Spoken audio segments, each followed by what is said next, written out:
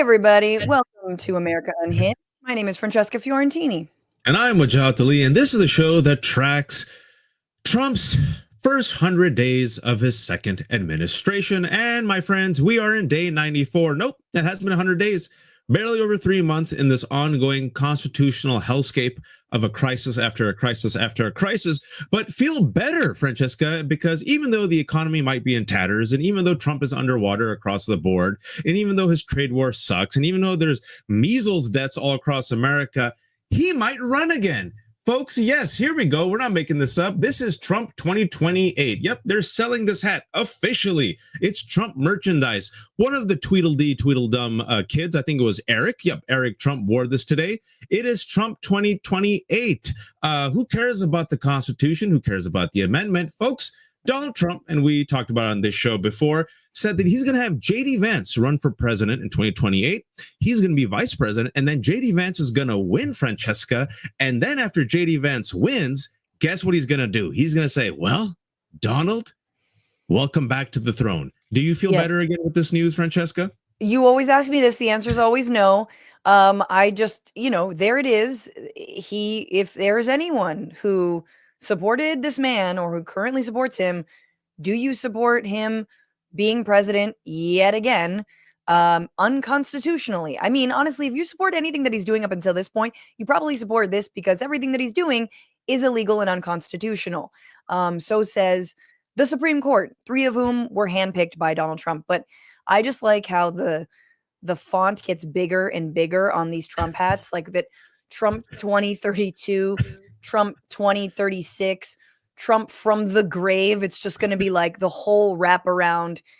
Times 96 New Roman font. Look, he's getting older. He's getting older. But listen, at least he's tough on Russia, right? Remember that? He's tough on Russia, and he promised if you give him a second term, that war between Russia and Ukraine will end. Well, guess what? Putin said, ha ha. And unfortunately, Kyiv was attacked. 12 people were killed. The war is ongoing. Donald Trump has spent the past 3 months echoing and parroting Russia's talking points. And today he posted, I'm not happy with the Russian strikes in Kyiv. Not necessary. Very bad timing. Vladimir, stop. No. 5,000 soldiers a week are dying.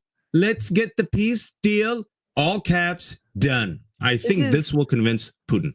Oh yeah. Oh, it's very like Victoria Ratliff from White Lotus. Like, Piper, no. Vladimir, no. Don't do Vladimir, it, baby. stop. No. People don't like war. It's not becoming. Stop it. And this is basically the tone that Donald Trump has treated Vladimir Putin with through the entirety of both this term, the 94 days, and his first 4 years that somehow we survived and lived to tell about, only to repeat again, which was, do you remember the moment where he jokingly slapped Trump's hand when asked about Putin and Russia spying on Americans, collecting and surveilling voter data, said, don't do that anymore. Stop doing that. But thank you for all the money that you funneled through the NRA for my campaign. That was fun. We've got a lot to cover on the show today. We're going to talk about Security Minister Itamar Ben-Gvir's trip from Mar-a-Lago to Yale. We're going to talk about RFK Jr. and all of the many things that he said. It's time to finally take stock of it. And we're going to be joined by Conspirituality podcast host Derek Beres, who's going to break down all of the different characters that surround the HHS right now.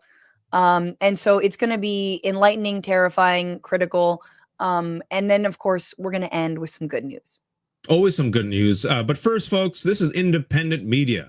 Please like this video. It goes a long way. Zeteo started just a year ago, won its first Webby, hooray, and almost has 750,000 subscribers. Please ring the bell and subscribe to YouTube's Zeteo channel if you haven't already. All those people have already given us money. Thank you, Super Chatters. It goes a long way. Or you can go donate on the Zeteo donation page. You can also buy merch. The Zeteo hoodies are fantastic. All black with a nice little white Zeteo right there. Come on now. And thank you all for joining us on this journey as we cover the first 100 days of Donald Trump's second administration. Somehow we're back here. Let's talk about it. security minister for Israel, which is incredible that he is even the security minister. Itamar Ben-Gvir visited the United States. He went from Mar-a-Lago to Yale and attended an event on campus that many on the pro-Israel right are making a massive deal of because it was protested. Why was it protested? Well, Itamar Ben-Gvir is one of the most extremist Israeli politicians there ever was. He was convicted by a Jerusalem court of incitement to racism and supporting terrorism. He is also part of the Kahanis movement, which is a known terrorist organization and movement within Israel.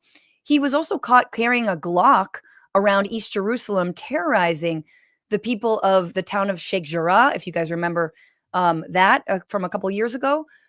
He truly is one of the most extremist politicians, and Yale decided, yeah, it's great. Let's host an event. And look, you can argue that they should be able to host that event or whomever invited them. But by the same token, Yale students have every right to protest, and protest they did. In fact, the Yale encampment went back up, which is incredible given the amount of repressive and truly scary authoritarian tactics being used against Palestine protesters right now. And of course, the pro-Israel, the Zionist right wasted no time in twisting what this protest was. Here is a student named Nathaniel Crispy who tweeted the caption, "Jewish students are not allowed to walk through Yale's campus." And he himself is being filmed trying to walk through, not the campus, the protest, and being denied because why? It's a protest. We will not rest this close. Divest. We will not stop. We will not rest this close. Our campus, public space. He can only go around. This is public campus. You don't own this. I pay for this, just like you. I'm a Yale student. I pay tuition. This is my space too. I want to walk through. The people united will never be Are you gonna get out of my way? Can I walk through? united. So this to them is what oppression looks like, according to this one student. And of course, we're going to talk about how he claims to represent all Jews at Yale, which he certainly doesn't. And it was very funny because in the halfway through that clip, Waj, there's a woman who's just walking by. She walks away because he's at the corner edge of this demo. He's not even in the middle. Like, we can all see there is space for you to walk, my guy. Space for many people Literally, to and the walk. protesters were very helpful. They said, you literally can walk around us. They didn't stop here. him. They didn't yell at him. They said, you could just walk around. It's a big campus. And he probably thought this was the West Bank where Israeli settlers can do whatever they want and just walk right through the crowds and assault them and do whatever they want, which is, by the way, what happened to me in Jerusalem, because they mistook me for a Palestinian, because apparently all brown people are the same. And it was one Jewish Israeli man who just decided to brush right past us because we apparently don't exist. But no, folks, this United States of America, you can walk around. Yeah, and Raphael Shumanov, an organizer and just awesome guy all around, who's worked with Jewish Voice for Peace. He says, this is a common tactic by the pro-genocide crowd to manufacture false accusations of anti-Semitism, insist on walking through a protest, one that includes Jews, instead of around it. Then you claim you were blocked because you were Jewish. And we saw this last year during the encampments, and it continues. But there is another video that the Daily Wire thinks they've got this one. Ooh, this one really shows the anti-Semitism because people are being screamed at. So here were people entering the, Ben-Gvir talk, again, a guy who has incited racist violence, a guy who terrorizes Palestinians. And here there is a protest outside, and this is somehow intolerable. From the river to the sea, Palestine will be free. Palestine will be free. Shame!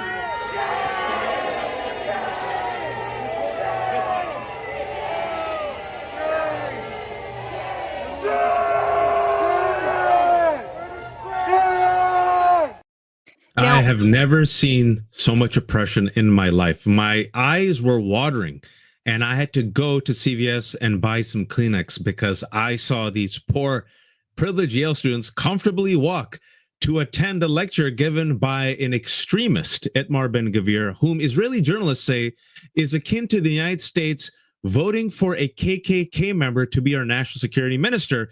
And some students said shame. I don't know about you, Francesca, but that was chilling to me. I mean, I think it's really important to note, like, yes, those students were allowed to walk in freely. There was a barrier there that was not erected by cops. It looks like it was just, part of a hedge barrier. And the students, the protesters, respected a lot of space for people to go in and express their freedom of speech, just like they're doing on their campus. And I'm old enough to remember last year, right around this time, when pro-Israel protesters at UCLA did not respect the space of pro-Palestine protesters and instead bludgeoned them through objects at these students. And the students were left to fend for themselves for hours while campus police and cops just watched on. So who's doing the actual respecting of freedom of speech here, and who's doing the violence? Or also the Supreme Court that allows anti-abortion protesters to just crowd right up to the clinics and shout just the worst things possible and harass women seeking abortions and also medical personnel, right? That's okay. That's the First Amendment speech. You can do that. But apparently this was anti-Semitic and anti-Jewish and anti-Israel, even though it's very important. For the past year and a half, many of these student movements have been in part led by Jewish Americans who are saying not in our name. Context is important, which is often missing in corporate media's analysis of the Israel-Palestine conflict.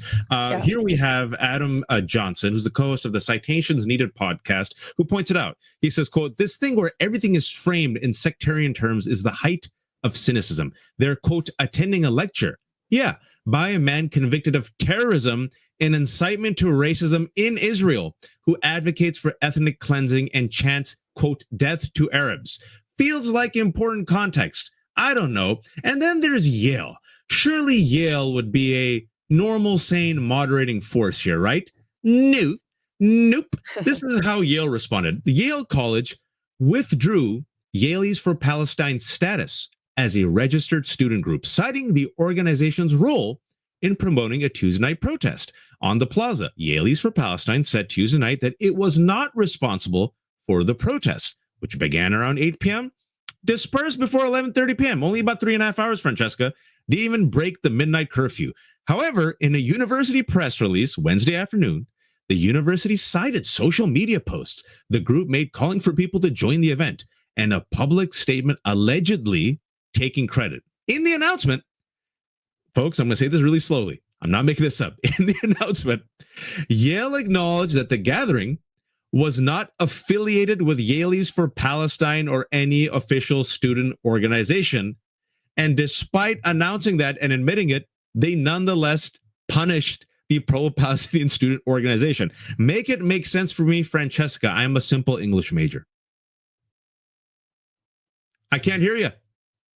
It doesn't make sense. And this is the doublespeak of whitewashing war crimes and, doing the bidding of authoritarians. And it happens when people try to sane wash and whitewash Donald Trump.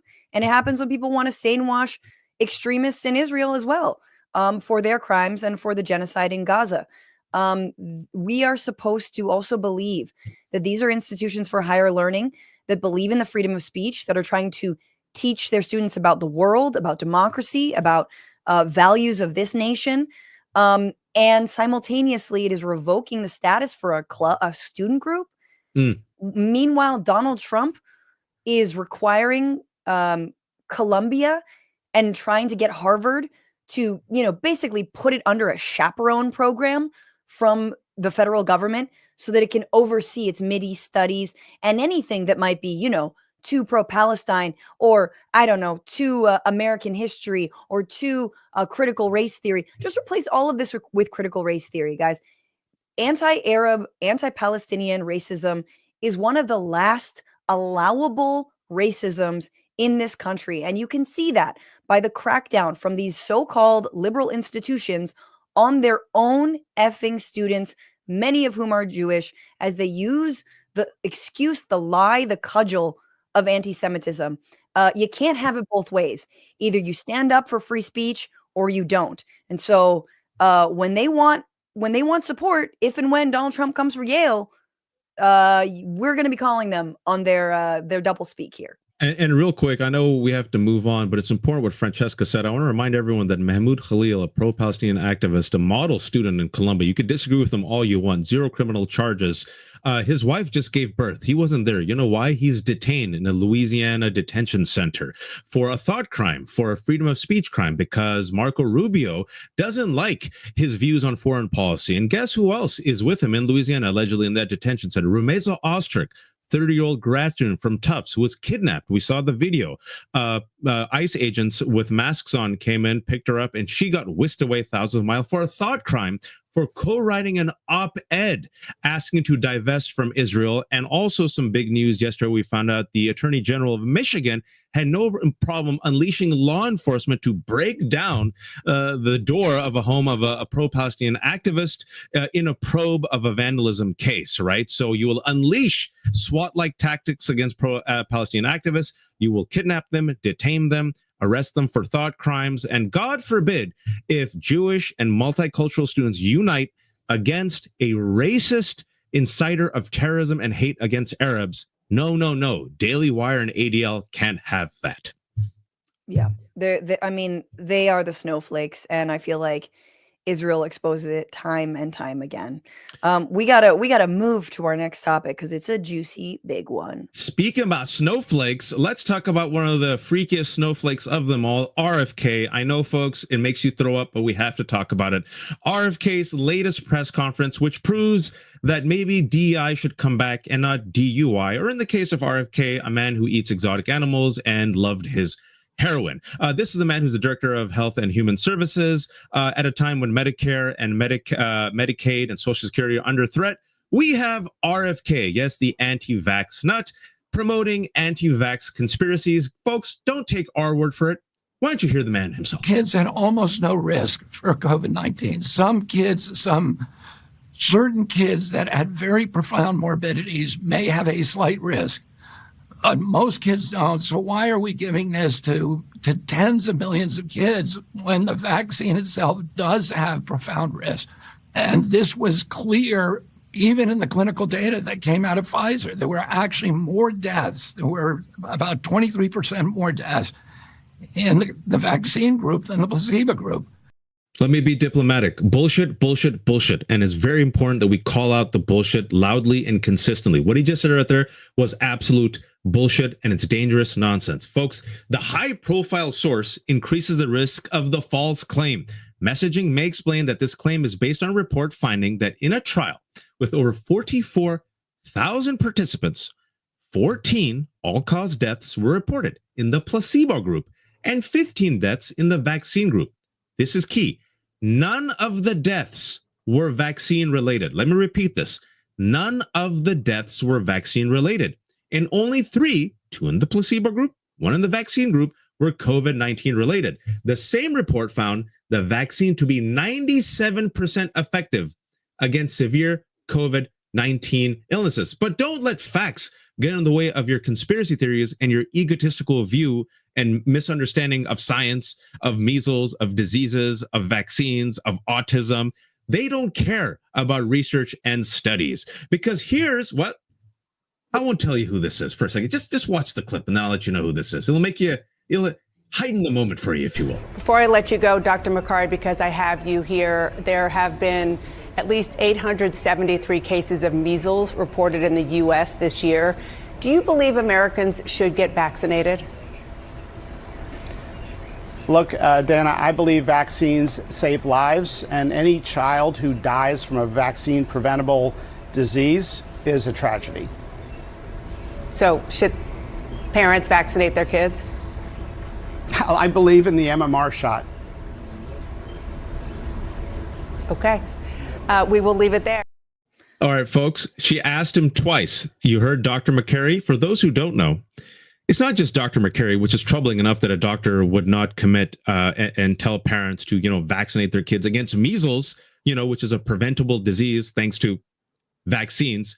That is our new FDA commissioner, Mark McCarry, who, when asked twice, should parents vaccinate their kids against measles, which is highly contagious and kills people, he refused to say that parents should vaccinate their kids. Folks, because we live in like the seventh circle of hell and we have the world's worst people failing up to be the director of human health services, RFK, who's an anti-vaxxer, and his crony of disinformation nuts have made measles great again in the year 2025. We have at least 3 deaths now. Could be more, but there's at least 3 measles deaths in the year 2025. Hundreds of cases spreading because so many people are not being vaccinated.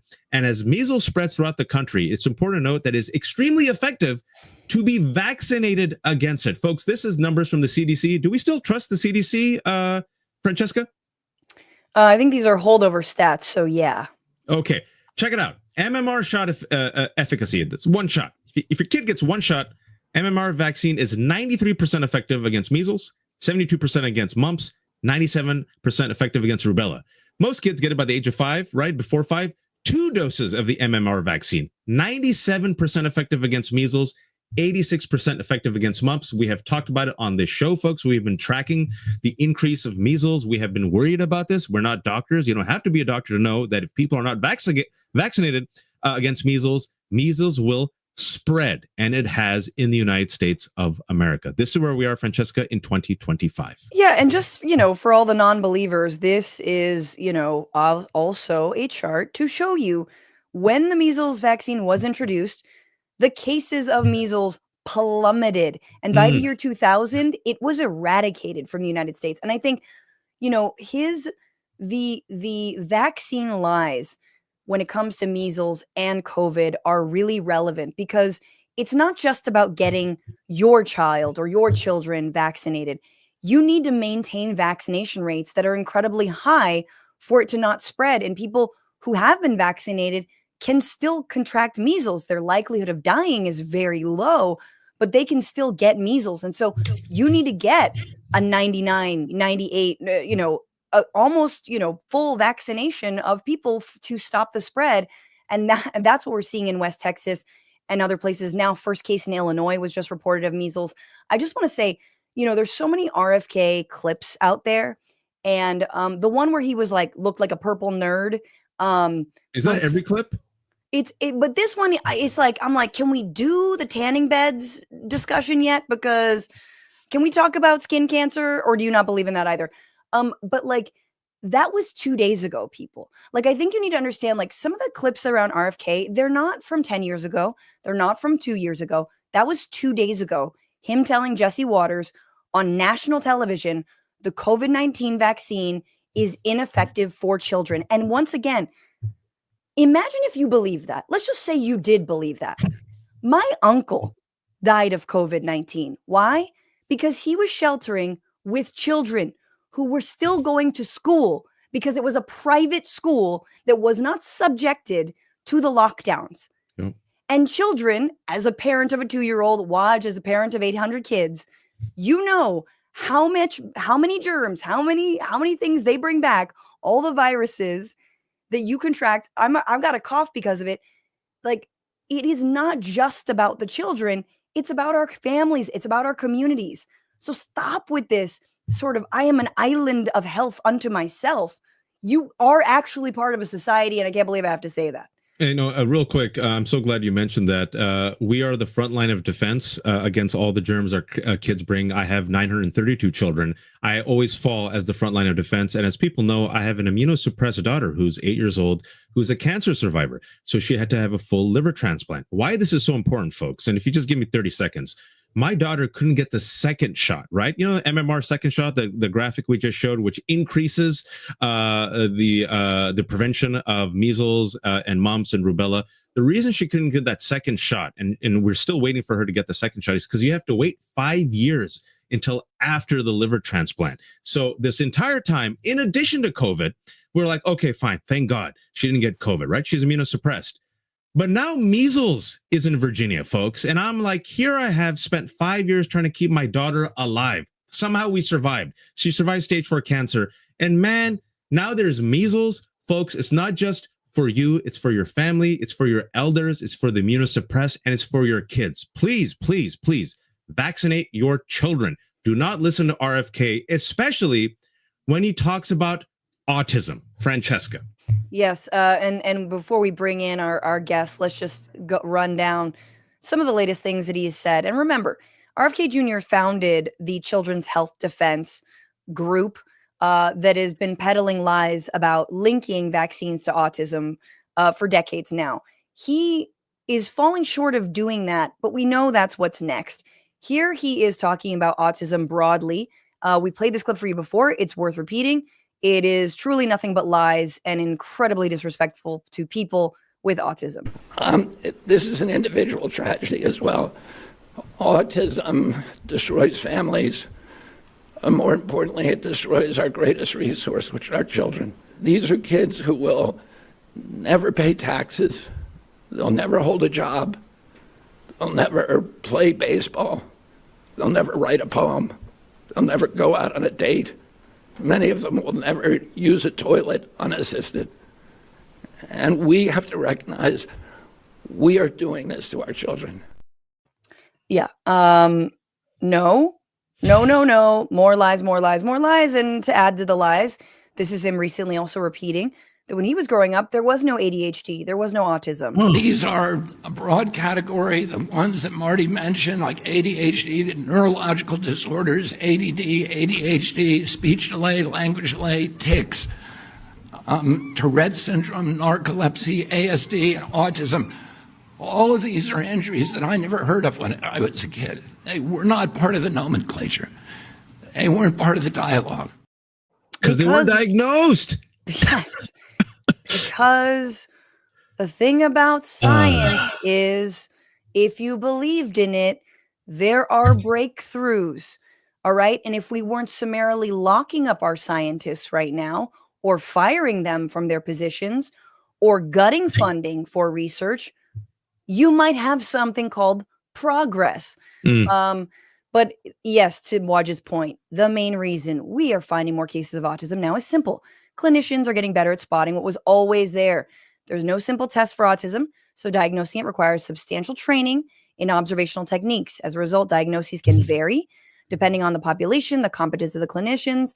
CDC reports significant variations in autism rates from state to state, even from one school district to another. Yet there's little biological evidence to explain it. In another example of the variation, prior reports found more autism, in white children. Oh, the proto-natalists shudder to think because they all want everyone to have more babies. Sorry, everyone. I mean, white people to have more babies. Again, he is obsessed with this. He says now that he wants to cure autism or find the cause of autism by September, which is very laughable because we all know what he's going to come up with. We'll talk to our guests a little bit more about that. But more chillingly, he is openly embracing the amassing of public health records in order to study autism and to find the cause of it. So NIH is amassing private medical records from a number of federal and commercial databases to give commercial. It's like, who's participating in this? What the actual F? To give HHS secretary a new effort to study autism. The NIH top official said Monday the new data will allow external researchers picked for Kennedy's autism studies to study comprehensive patient data with broad coverage of the U.S. population for the first time, NIH Director Jay Bhattacharya said. That includes creating a registry. Nothing bad ever came from creating a registry of Americans with autism. And it's being used to track Americans with autism, which will then be integrated into the data. Advocacy groups and experts have called out Kennedy for describing autism as a preventable disease, which they say is stigmatizing and unfounded. I did not see that coming. Registries, folks, for autism. I'm not making this up. Nazis did that. Yeah, registries of people, right? Those people who were deemed non-productive. The disabled were one of the first to be killed, yes. Along with the Jews and also the Polish people and Russians and dissidents. And also, this is not the first time that RFK has promoted eugenics bunk science. Remember in his Senate confirmation hearing with Senator Alsobrooks from Maryland, right? His theory about how Black people feel less pain, and he doubled down on it. So this is the type of guy with crank eugenics understanding of science, conspiracy theories, a person who is so enamored by his own alleged brilliance, a man who had a brainworm, a man who eats exotic animals, who praised heroin, who is in charge of our health and human services, saying such deeply offensive things against the autistic community. I have family members who are autistic. They're not useless the way he described they work. They have personalities, they love, they marry, they pay their taxes. And the fact that this man now wants a registry, in addition, folks, not just autistic folks, but this administration also texted Jewish professors and asked them if they were Jewish. So there's a bunch of registries being started up by this Trump administration. And I know our guest, Francesca, has a lot to talk about. Oh, he's been waiting. He's pacing. I can see him pacing back and forth. Yeah. And he is the co-host of the Conspirituality podcast and also a co-author of the book, Conspirituality, How New Age Conspiracy Theories Became a Health Threat. He's been tracking this for many years. Please welcome Derek Beres. Derek, good to have you with us. Hey, guys. How you doing? Terrible. I mean, Francesca, off the top, you said there's going to be a good news segment, and I'm waiting for the text from you to invite me to that. I know it's drinks in my house. There will be some good news. 8:57 p.m. That's the reward. Okay, the payoff. Derek, I wanted to ask you because it is not just RFK Jr. I want to ask you about this cast of characters from Marty Makary to Jay Bhattacharya to you have obviously Mehmet Oz, who's out here talking about 15-minute physicals and all kinds of nonsense. Who are these cast of characters? What can you tell us about them? Well, Marty Makary is an interesting one because you might have heard the sort of brainworm, to use a term, that's been going around wellness circles for a while, that doctor errors are the third leading cause of death in the US. That's from a 2016 study, I believe, completely false. He only looked at select Medicare patients in hospitals to pull that data. But what happens with these situations is a little bit of misinformation gets out, and once it goes through their social networks, forget about it. So Makary now heads up the FDA. You played the clip where he was silent. I mean, vaccines aren't something to believe in. We can see the efficacy. That's what science shows us. Jay Bhattacharya is another interesting one who now heads up the NIH because he was one of the 3 co-authors of the Great Barrington Declaration.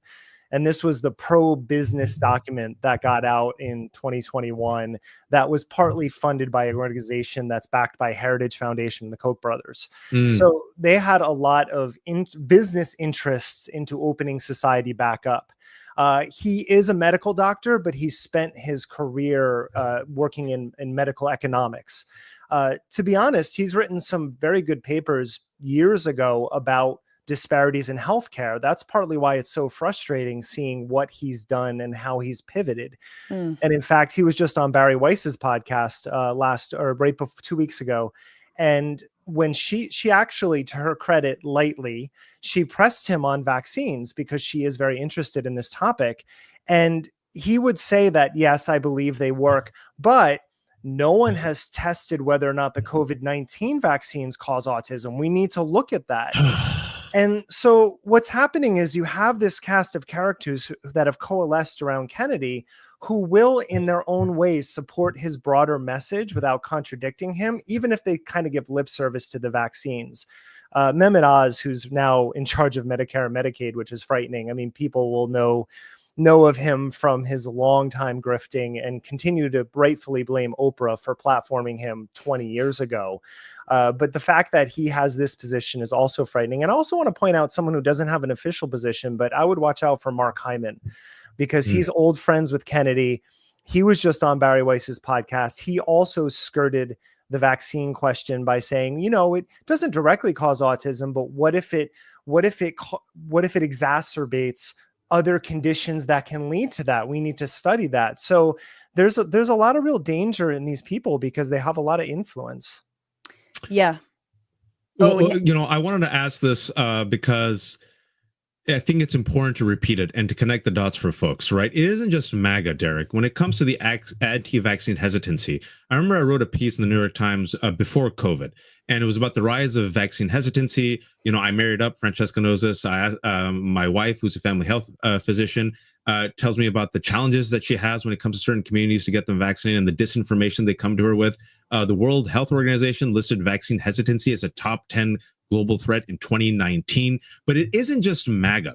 And the intersection of, if you will, well-off suburban communities. I'm originally from the Bay Area. I remember the anti-vax craze started in these well-off, highly educated, kind of liberal, left of center communities where they're like, I'm going to go organic. I'm going to go natural. I'm going to go healthy. I'm against vaccines. Can you talk about how that aspect of society, the privileged, the wealthy, those who have, if you will, profited off of the wellness craze, have helped increase vaccine hesitancy? It isn't just MAGA. No, and you just basically define conspirituality, the field of study that I now specialize in, which is the intersection of left-leaning, predominantly affluent liberals crossing over with right-wing libertarian ideology and conspiracy theories specifically.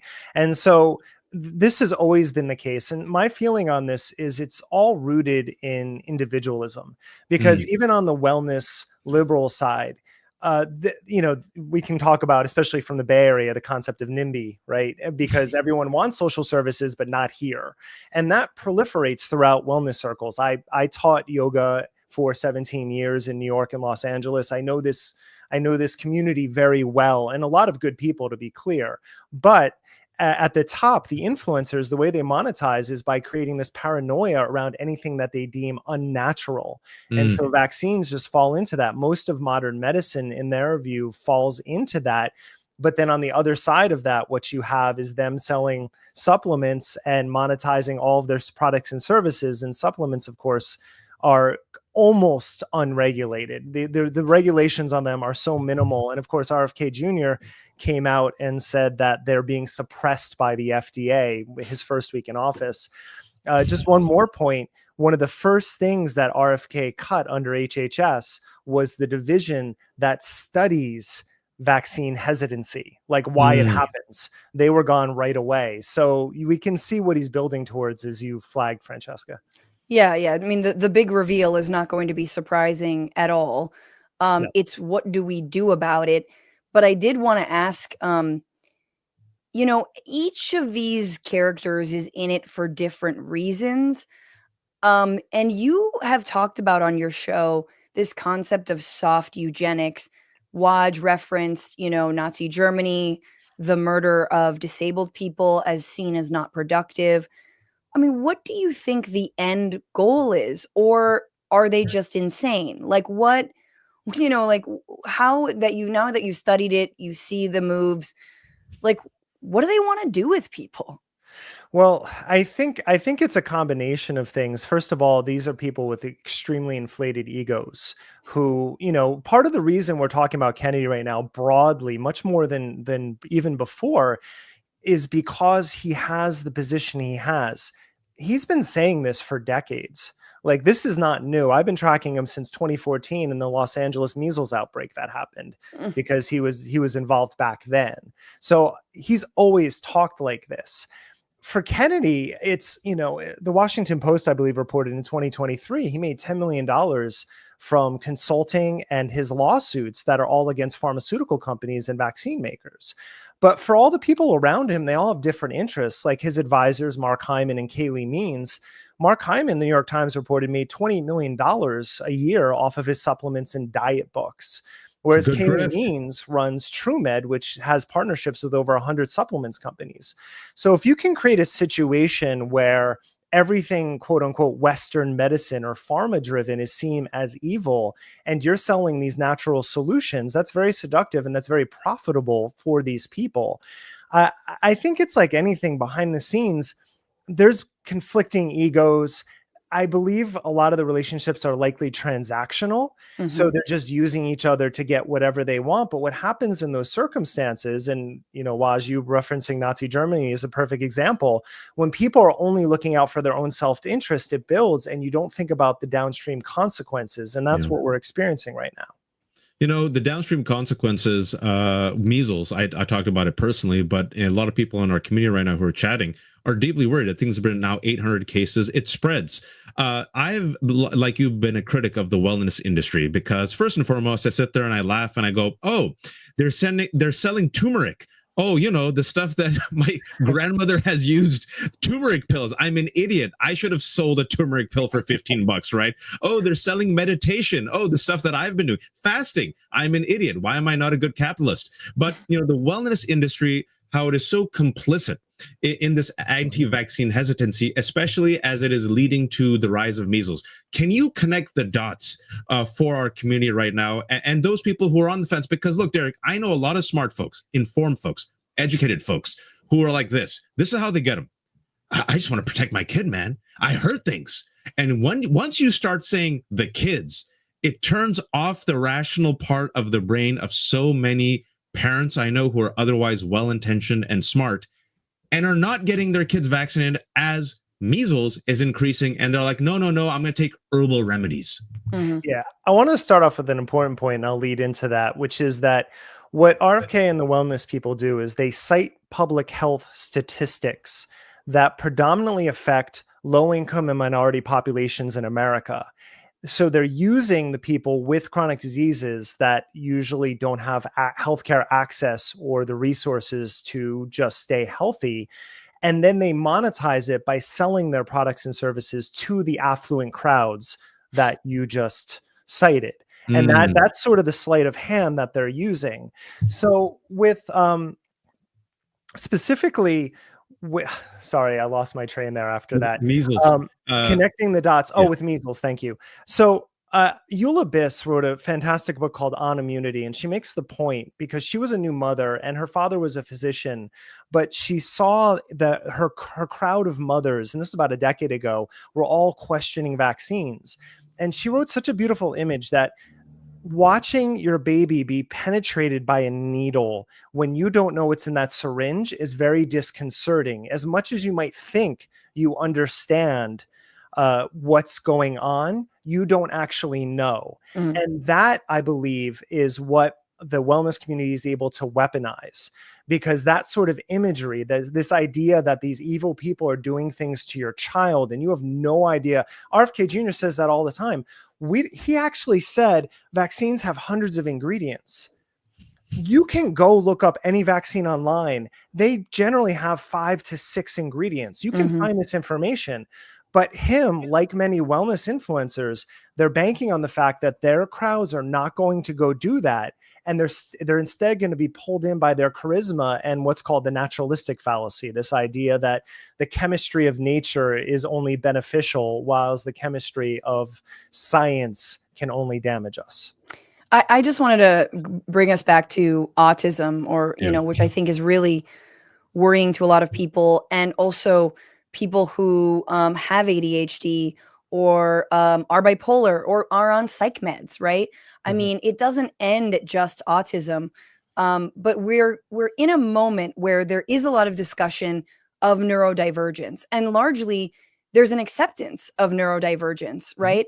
There are many, parents of people, and so I feel like this bleeds into everything else, and you could even connect it to, transgender people, and specifically transgender kids who have long been, their parents are long being called child abusers for allowing them to live their truth and be who they are.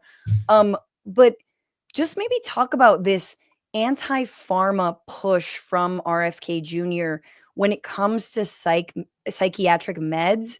But and also, and again, people with autism are not necessarily on psychiatric meds, and like this stigmatization of all of that, of whether you're autistic, whether you have ADHD, any of the conditions that he sort of rattled off are somehow curable if we get harmful artificial dyes out of our food, like. Well, transgender people didn't exist when RFK Jr. was a child. So we should be clear with that. What's interesting, though, when he was a kid, autism was actually a subtype of schizophrenia in the literature. So that's how it was treated. So when he says, I didn't see it, it's because those patients were locked up in asylums, basically, if you had that condition at the time. So he's very disingenuous in a lot of ways. He has been anti-psych medication for a while as well. That plays very well in the wellness industry because it starts off with like anxiety and depression, which are very difficult to describe, because of the varying levels, they're also a spectrum. And I'm speaking as someone who suffered from anxiety disorder for a long time, and having gone through that and having been on a benzodiazepine. But what they do is they take edge cases. First off, they exploit the fact that we're the only industrialized nation that lives in for-profit healthcare system. We're the only industrialized nation without universal healthcare, socialized medicine, which is a problem. They exploit the fact that pharmaceutical companies are greedy and that the insurance systems do exploit people. Now, from that, they extrapolate and they say, therefore, everyone who works in the system and everything that they produce must not be good. And that's the sleight of hand that they use. So I've had so many people, Conspirituality listeners, reach out to talk about how functional they are as humans and how much better their life is because of SSRIs, SNRIs, and benzodiazepines. That doesn't mean it's going to work for everyone. So what Kennedy and Children's Health Defense does is they find those couple of people who it doesn't work for, and then they make documentaries with them. They just did this with the Mennonite community, right? They went down there and filmed them to say, well, they're still anti-vaccine. They do the same thing with psychiatric medications. And what's the play there? To get people on turmeric, not that one that's usually not for anxiety. That's usually for inflammation from the wellness community. But that is the similar goal, is to get people to distrust those institutions and towards the solutions that they're selling. Derek, my producer Mel has given me permission for one last question. It's a follow-up to what you just said. So many people now mistrust institutions. So many people are confused, especially due to the attack on science, on research, on data, on truth, especially after COVID. The attack on NIH, the attack on CDC, the attack on FDA. I'm lucky because I married up and my wife is very smart and I have doctors in the family. I try to keep myself informed. But most Americans are like, who do I trust, man? Where can I go to be informed, especially during this administration? Because what you just told me right now is terrifying, and I want to believe the science, but I can't even trust the White House CDC page anymore because they're putting out bunk nonsense. So where can I go when I don't have access to doctors and I can't even trust my own government for my health? The WHO conducted a study and found that 90% of Americans source health information on social media, which is terrifying, but it's also to our strength. Now, the people who care about science are not as well networked as the right and MAHA, but there are a lot of individual doctors and epidemiologists and public health researchers who have taken it upon themselves, usually unpaid because they don't have the networks and the monitors. They're not selling anything, to go out. Dr. Jessica Nurek, Dr. Danielle Belardo, Dr. Jen Gunter, Dr. Michelle Wong. There's many of these professionals who are doing very good work. I've tried to interview as many as I can on Conspirituality. So unfortunately, that's one of our best defenses right now, is to find these parasocial networks of people who actually know what they're talking about, and then start following the different people who will give you good information. And it's not as pervasive, again, as the right, because they're all monetized doing this, whereas people are doing it in their free time. But it is one of the places where you'll find credible information, which is where I often turn to. Whenever I have a question, I will reach out to one. Dr. Andrea Love, I want to point out, is doing some of the best work too.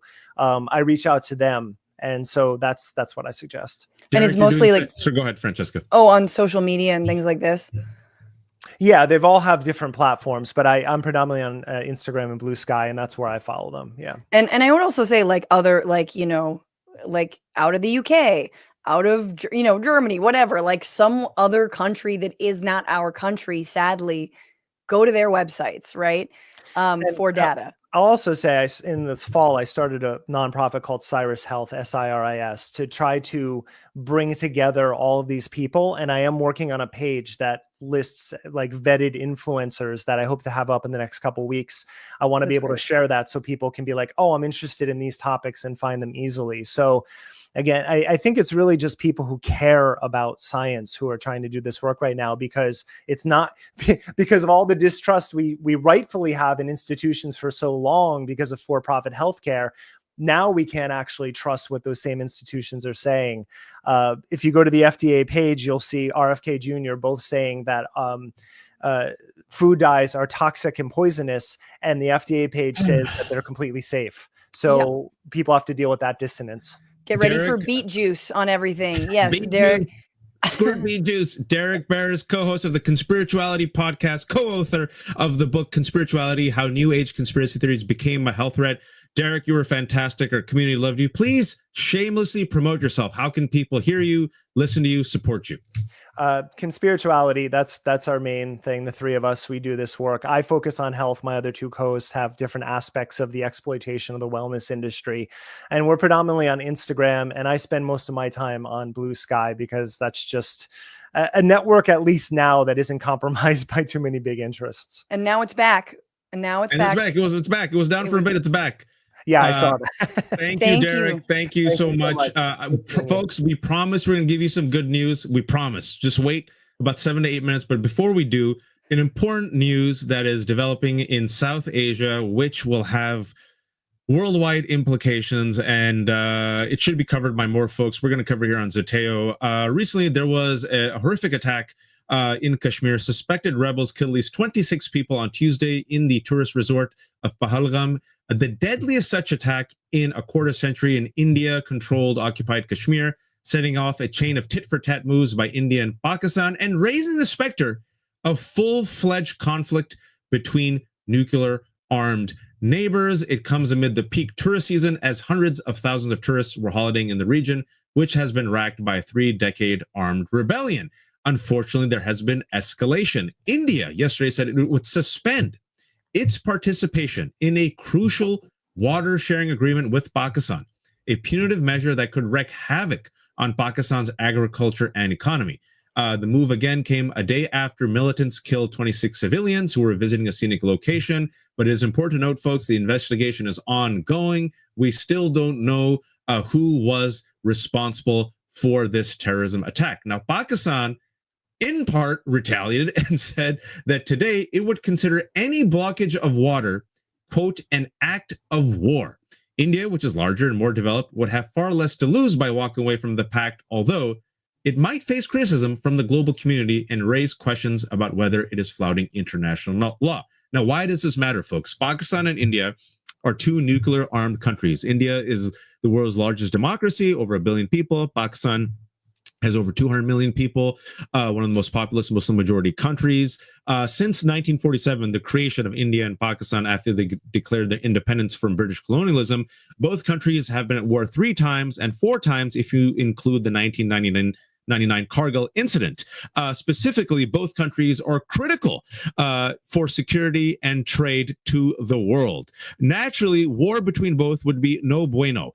In response to this tragic attack, and again, we don't know who is responsible, India is planning to suspend the Indus Water Treaty. Now, Pakistan depends on this treaty, which has been basically put in place since 1960. There's 6 rivers that flow. You know, they share the land, they share the river. There's a line demarcating India and Pakistan. And if India goes through with suspending this water, this treaty, it could, quote, according to the New York Times, restrict the flow of water that is used for most of Pakistan's crop irrigation and human consumption, which is why today, Pakistan, a nuclear-armed country, said this could be a declaration of war. But don't worry, folks, we have Donald Trump as president. He surely will reduce tensions. He surely will bring both countries together. He surely will not play favoritism. And this is what Donald Trump did about 2 hours ago. Deeply disturbing news out of Kashmir. The United States stands strong with India against terrorism. We pray for the souls of those lost and for the recovery of the injured. Prime Minister Modi and the incredible people of India have our full support and deepest sympathies. Our hearts are with you all. And folks, that's a full throwing your heart out move. Full throwing the heart out to Modi. If you haven't been following, Narendra Modi is, it's very clear to say, far-right Hindutva fascist leader of the BJP of India, a man who was held in part responsible for the Gujarat riots, a man who was not allowed entry into the United States until he was elected to be Prime Minister of India, true believer, who has made alliances with, not just Trump, but also Benjamin Netanyahu. And under his tenure, the crackdown of Kashmir has worsened. Kashmir has been occupied since 1947. It is a region that both Pakistan and India claim. India currently controls it, but Kashmiris want, wait for it, Francesca, freedom and the right to self-determination. In the past 5 to 6 years, crackdown on journalists, an intense blackout, and many Kashmiris are saying now this terrorist attack will be used as pretext by the Indian government to further crack down on Kashmiris, on Muslims, on dissidents, on journalists, and potentially provoke a war with Pakistan.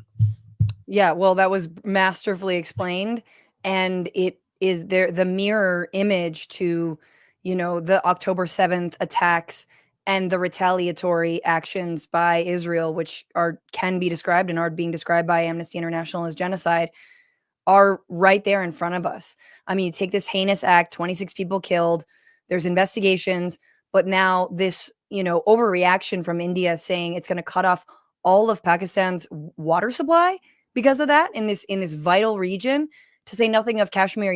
It's one of the most militarized places on earth. There are the troops are just sort of controlling everyday life. So again, there are a lot of parallels here to what is happening in Gaza. And this is what happens when authoritarians are allowed to, rule over their political and regional fiefdoms. It's all good. Whatever Netanyahu wants to do to the people of Palestine, it's all good. Whatever Vladimir Putin wants to do to the people of Ukraine, it's all good. Whatever Narendra Modi wants to do to the people of Pakistan or Kashmir, it's all good in the hood until, of course, at some point, these psycho sociopaths, start to fight one another. But don't worry, we're like 5 to 10 years away from that.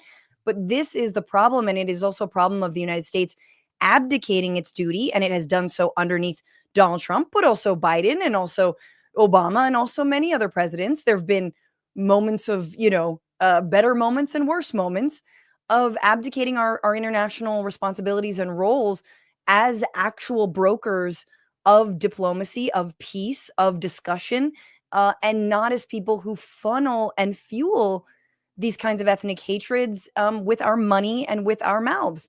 And you see Donald Trump here saying, oh, it's terrible what happened, but whatever Narendra Modi wants to do, that's fine. That's fine. So that in and of itself is incredibly dangerous. Yeah, and plus, look, they're still having investigations. We still have to see who claims responsibility for it. It's a terrible tragedy. 24 tourists in Kashmir. Folks, I'm at fault for also not using my platform to speak more about it. We talk about occupation. Look at the occupation of Kashmir. These Kashmiris have just been stifled and suffocated, and all they want is self-determination. And they've been used as a chess pawn by both India and Pakistan. But right now, folks, as Francesca said, it's important before we move on. People look at the United States of America as a leader, right? There's a famous saying that if America sneezes, the rest of the world catches a cold. Well, if we flout the rule of law, then we see fascists emerging saying, well, America's doing it. We can too, right? Totally. Bolsonaro of Brazil. Fake news, fake news. I didn't lose. It was rigged. Who did he follow? Donald Trump, right? And so we see Modi and Bibi of Philippines. Duterte, right? Like all of them are like, hey, Bukele's like, hey, you're my guy, tit for tat, quid pro quo. So this is a very dangerous situation. We hope there's de-escalation, and we really hope for the world's sake that cooler heads prevail. And now, as promised, we do have good news, Francesca. Well, look, while some lawmakers are making trips to El Salvador or making trips to Jena, Louisiana, where Palestine protesters are being held, governors like J.D. Pritzker are taking a different tack, dare I say a boycott, divestment, sanctions tack against the government of El Salvador. That's right. J.B. Pritzker is looking into the divestment of Illinois' economy, specifically federal agencies, from El Salvador because of, in protest of, obviously, the refusal of El Salvador to return Kilmar Abrego Garcia to the United States.